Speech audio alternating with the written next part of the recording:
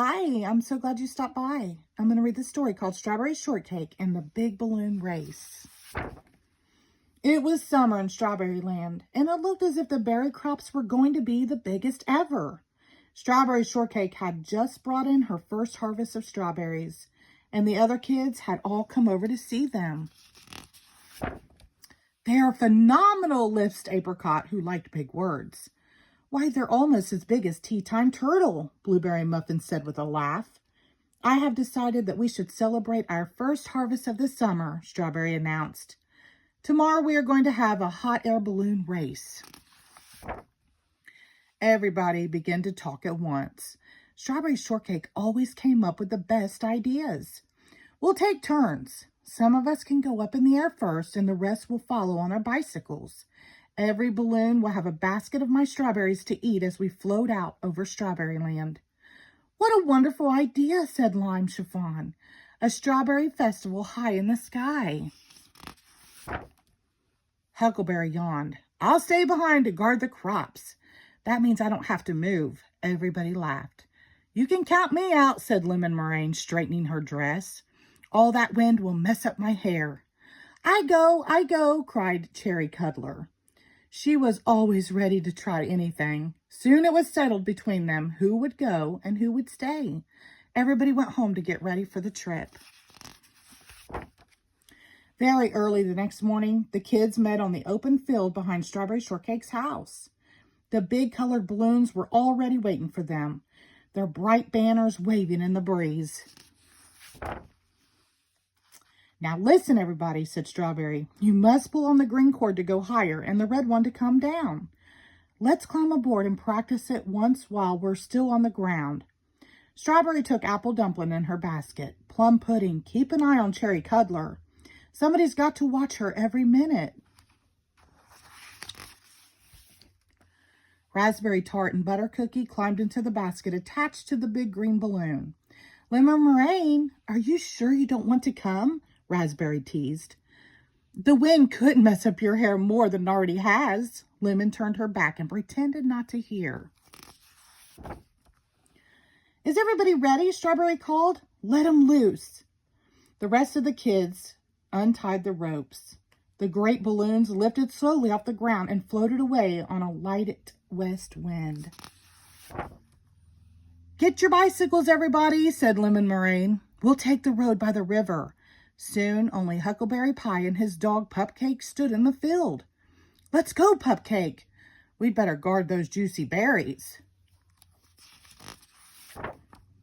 But Pupcake had a better idea. He took Huckleberry's pant leg between his teeth and started pulling him towards the river. "I know you want to go fishing, old boy, but we're supposed to be guarding the berry crops." Pupcake barked twice. "All right, we'll sneak down to the river just for a little while. It's so early. I bet the berry birds aren't even up yet."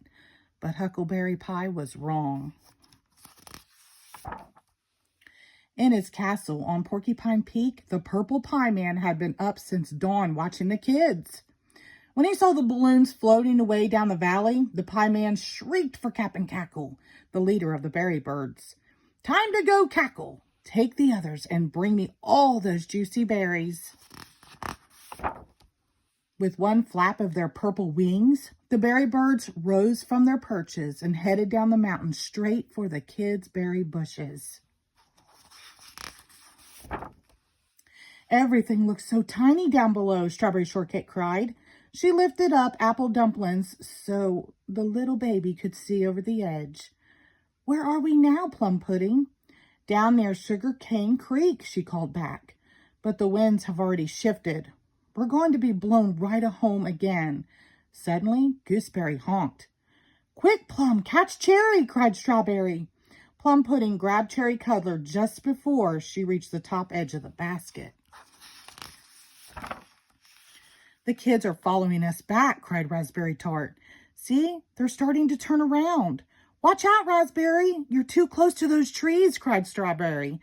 "Pull on your green cord." Raspberry yanked the green cord, and the balloon bounced up and down as it skimmed over the top branches of 2 pine trees. "I knew these trees were there. For goodness sake," she muttered. "Nobody needs to tell me how to fly a balloon." Look, everybody, Blueberry shouted. The berry birds are headed for our crops. The kids will never get back in time. And Huckleberry's nowhere in sight, Raspberry wailed. Oh, my beautiful raspberries. I've got an idea, Strawberry said. Pull on your red cords so the balloons will drop down as close as possible. Then we'll throw my strawberries at those nasty birds and knock them right off their branches. Great idea, said Plum Pudding. Your strawberries are big enough to knock even the purple pie man out of a tree. And I bet he's the one behind all this. The kids pulled on their red cords and silently the great balloons floated down. The berry birds were so busy stealing berries that they never looked up until it was too late. Ouch! Cried Cap'n Cackle as an enormous strawberry hit him smack on the top of his head.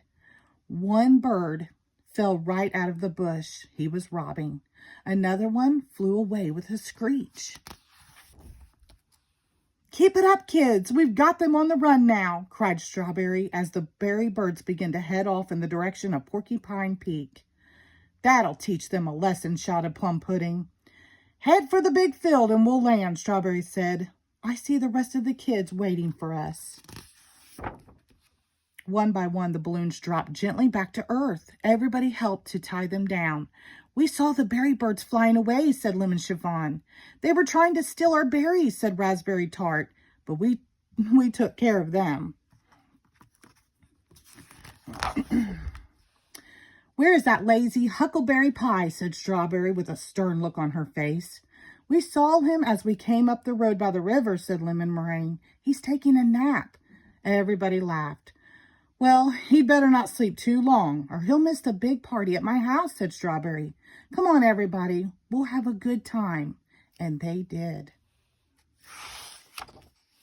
The end. Thank you.